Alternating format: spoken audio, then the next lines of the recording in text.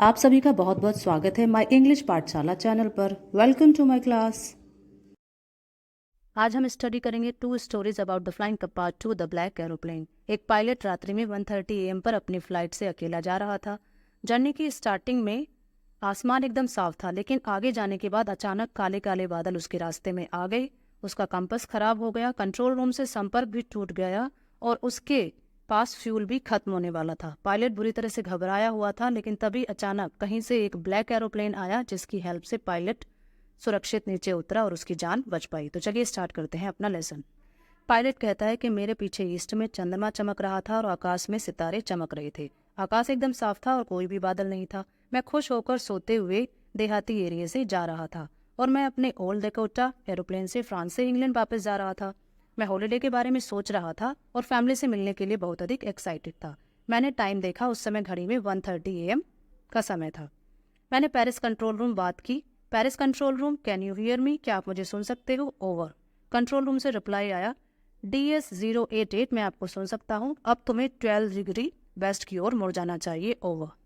Control room से direction मिलने के बाद मैंने अपने कंपास को चेक किया और अपने सेकंड और लास्ट फ्यूल टैंक को चालू किया और अपने डकोटा एयरप्लेन को 12 डिग्री वेस्ट में इंग्लैंड की ओर मोड़ा। और मैंने सोचा कि मैं अपने घर पर नाश्ते के ठीक समय तक पहुंच जाऊंगा और वहां जाकर इंग्लिश नाश्ता करूंगा। एवरीथिंग वाज फाइन और ये एक इजी उड़ान थी, मैं ऐसा सोच रहा था। पर अचानक मैंने देखा कि बहुत बड़े बड़े पर्वत जैसे काले बादल मेरे सामने आ गए थे। पेरिस 150 किलोमीटर पीछे रह गया था और मेरे सामने काले बादल थे।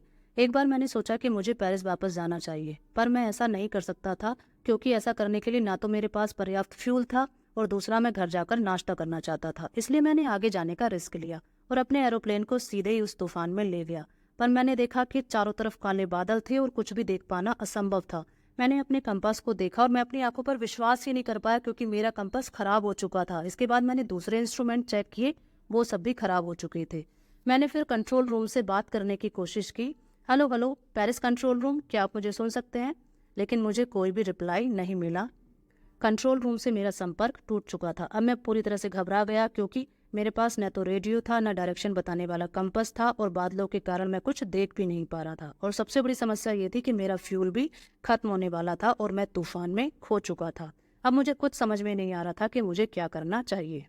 तभी अचानक मैंने एक ब्लैक एरोप्लेन को देखा। उसमें लाइट नहीं थी, पर मैं उसे अपने आगे देख सकता था। उसके पायलट ने मुझे हाथ से इशारा किया कि मेरे पीछे आओ। वो जानता था कि मैं खो गया हूँ। उसने अपना एरोप्लेन नॉर्थ में मेरे डकोटा की ओर मोड़ा, ताकि मैं आसानी से उसके पीछे चल सकूं।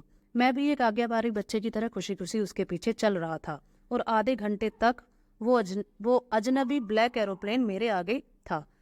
अब मेरे ओल्ड डकोटा में केवल 5 से 10 मिनट तक का ही फ्यूल बचा हुआ था। मैं फिर से घबराने लगा, लेकिन उसने नीचे उतरना शुरू किया और मैंने भी पीछे पीछे उसके नीचे उतरना शुरू किया। और अचानक मैंने देखा कि मैं बादलों के बाहर आ गया हूँ और अपने सामने 2 लाइट्स की लाइन देखी। ये एक रनवे था, एक ऐसी जगह जहाँ पर एरोप्लेन नीचे उतर सकते थे। अब मैं पूरी तरह से सुरक्षित था और मैंने मुड़कर अपने उस फ्रेंड को देखने की कोशिश की जिसने मेरी जान बचाई थी। पर आकाश खाली था और एरोप्लेन जा चुका था और मुझे वहां पर कोई भी दिखाई नहीं दिया। मैं नीचे उतरा और कंट्रोल रूम में जाकर मैंने एक लेडी से पूछा कि दूसरा पायलट कहाँ पर है, मैं उसे थैंक्स कहना चाहता हूँ। वो लेडी मुझे बहुत ही अजीब तरीके से देख रही थी और उसने पूछा, दूसरा एरोप्लेन? इस तूफान में ऊपर आज कोई दूसरा एरोप्लेन नहीं था, मुझे केवल रडार पर आपका ये एक एरोप्लेन दिख रहा था। इसके बाद मैं यही सोच रहा था कि आखिर वो कौन था जिसने मुझे बिना कंपास, बिना रेडियो और बिना पर्याप्त फ्यूल के सुरक्षित उतरने में यहाँ तक मेरी हेल्प की है। उस ब्लैक अजनबी एरोप्लेन को बिना लाइट के उड़ाने वाला आखिर वो पायलट कौन था? पायलट यही सोचता रहता है और इसी क्वेश्चन के साथ हमारा ये चैप्टर कंप्लीट हो जाता है। आई होप आपको ये समझ में आया होगा। यदि वीडियो हेल्पफुल रहा है तो इसे लाइक करें, शेयर करें और चैनल को सब्सक्राइब करें। Thanks for watching the video. मिलते हैं नेक्स्ट वीडियो में। Till then bye and take care.